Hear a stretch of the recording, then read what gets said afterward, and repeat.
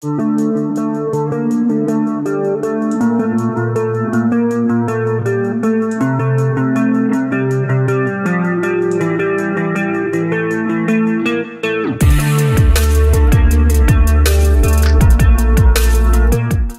à toutes et à tous, aujourd'hui nous recevons à l'antenne Marilyn Lastiri, une professionnelle passionnée, propriétaire d'une chocolaterie culturelle, la Bligny-sur-Ouche en Côte d'Or.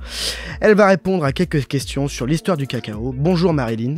Bonjour. Pour les civilisations préhispaniques comme les Mayas et les Aztèques, le cacao était important. Pourquoi pouvait-il être considéré comme sacré et avoir une valeur religieuse ou sociale ? En effet, le cacao en tant que boisson était une préparation très spéciale. Alors sacré car rare, le cacao poussait à l'état sauvage, il n'y avait pas de plantation. Et sacré aussi car utilisé pour des cérémonies spéciales, souvent dédiées aux dieux. La valeur sociale du cacao, c'est quelque chose de très intéressant car en fait c'était préparé pour les représentants des dieux. Et les représentants des dieux, c'était des personnalités importantes de la société maya et aztèque. Donc très important cette boisson.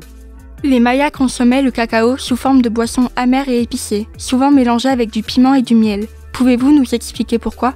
Oui, alors en plus du piment et du miel, effectivement, il y avait des ingrédients un petit peu plus rares.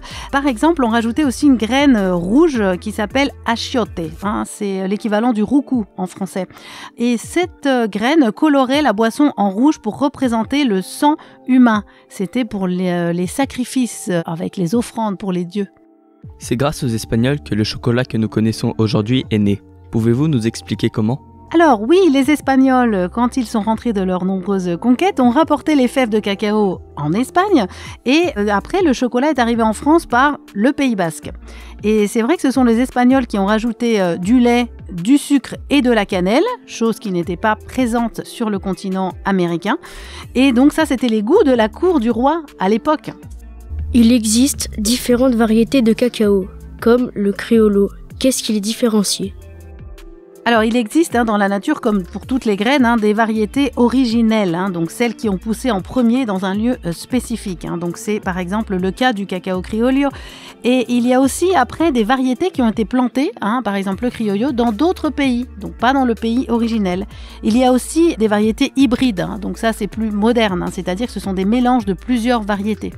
Et pour finir, aujourd'hui le Ghana et la Côte d'Ivoire font partie des pays qui produisent le plus de cacao. Comment les plantations mexicaines arrivent-elles à rester compétitives ? Alors, le cacao mexicain n'est pas vraiment compétitif au niveau mondial, puisque le Mexique est le 8e producteur mondial. Il y a un État, notamment, qui s'appelle Tabasco, comme la sauce Tabasco, qui fait pousser beaucoup de cacao. Il en produit 70% sur le territoire national. Et il y a des grands groupes aussi nationaux qui ont des accords avec les grandes plantations et qui achètent la majorité de la production au niveau Mexique. Mais c'est assez rare d'avoir du cacao mexicain à l'export, en tout cas. Eh bien, nous vous remercions chaleureusement pour toutes ces informations sur l'histoire du cacao. Et pour en savoir encore plus, rendez-vous sur le site chocolatpourlecao.fr.